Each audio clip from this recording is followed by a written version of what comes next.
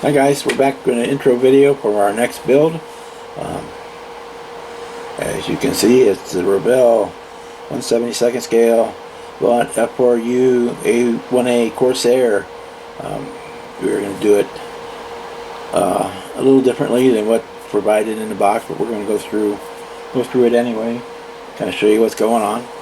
And I don't normally do a whole lot of 72nd scale stuff, but I'm running out of space, so it's kind of what it is. Let's kind of bring you down here. Oh, wrong direction. I think I would know how to operate this by now. I'm gonna put this stuff back. It's a fairly decent kit. It's got mostly recessed panel lines on it. The detail is okay, I guess. I'm much more used to building the larger ones than this one, but you can see the wingtips are separate, which is going to be key for what I'm doing. It does come with bombs and drop tanks. We probably won't be using any of those on this particular build. It does have an option to have the cowl flaps open or closed. It does have the exhaust dumps here, which is kind of nice. We may drill those out a little bit deeper for that. We've got the 3-bladed prop included. I don't think the 4-bladed prop came out to the F4U4. Don't quote me on that, but I think that's when they came out. First ones were with the F4U4. Again, we talk about the panel lines. We've got, does only for the motor, it does only have an engine, it does only have just the front of it. All the landing gear doors are molded as closed, but you have to cut them and hang them on there. But I think I'm going to do this one in flight, so that makes it nice, because all I got to do is trim the hinge tabs off and put it in. I talked about earlier. Here's the other half of the fuselage. Our horizontal stabilizer. Sorry. Here's our wingtips. Oh, I guess we do have a little bit more of a motor, because it does give you both sets of cylinders. The other one is just the back set, and here's the front set. So here are our wingtips, which are separate parts, which is nice. Would have been nicer had they went ahead and molded the clipped wings, but it's not going to be a big deal to cut them off, because we are not going to do. I'll show you these first.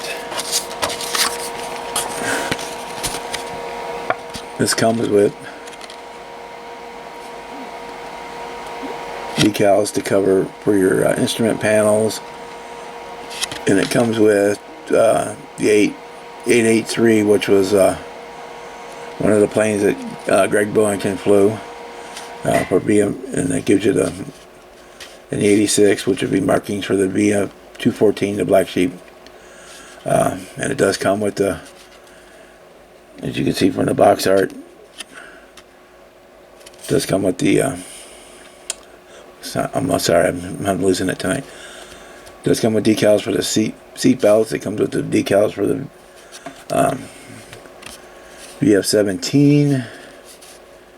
And the one thing I don't like about this, because it only lasted about 6 weeks, the red outline on the insignia. And a lot of the squadrons in the Pacific Theater refused to do that, because they associated the red with the Japanese meatball. But say there was only an official order for the insignia with the red bands for about 6 weeks. But regardless, we are not doing this paint scheme. I mentioned earlier about clipping the wings, because we are going to do this Corsair as a Fleet Air Arms Corsair of the Royal Navy, and this is I believe this bird would have been out of New Zealand. I have to check to be sure. I'm pretty sure that's.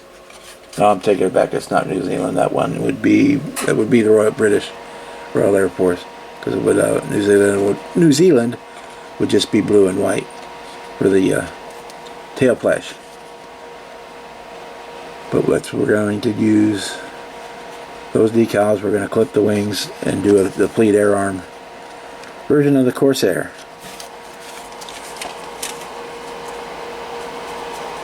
So that's what we're going to be doing. It won't take very long, as long as the weather cooperates and it's long enough to paint. Another reason I'm wanting to do the Fleet Air Arm Corsair is it had a camouflage paint scheme on it instead of just the dark blue. And I built tons of Corsairs in dark blue, but I don't want to build. I like the looks of the camo scheme. So it's technically it's a light and dark gray, but the dark gray is more of a greenish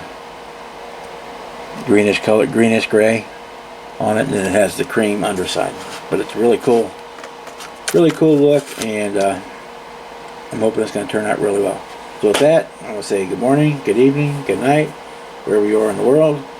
Hope you enjoy the video. If you like one of my shop cards, I'll put the email address in the description, and no matter where you are in the world, I will send you one out.